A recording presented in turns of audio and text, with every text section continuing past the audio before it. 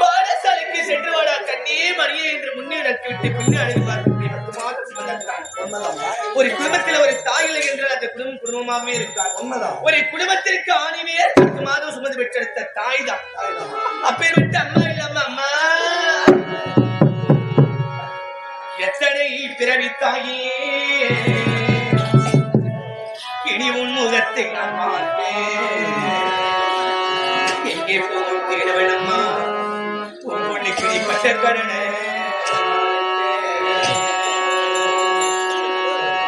ஆயிரம் கஷ்டப்பட்டாலும் பிள்ளைக்கு கஷ்டத்தை சொல்லி வளர்க்கலையம்மா. நாங்கள் கண்ட கனவிலே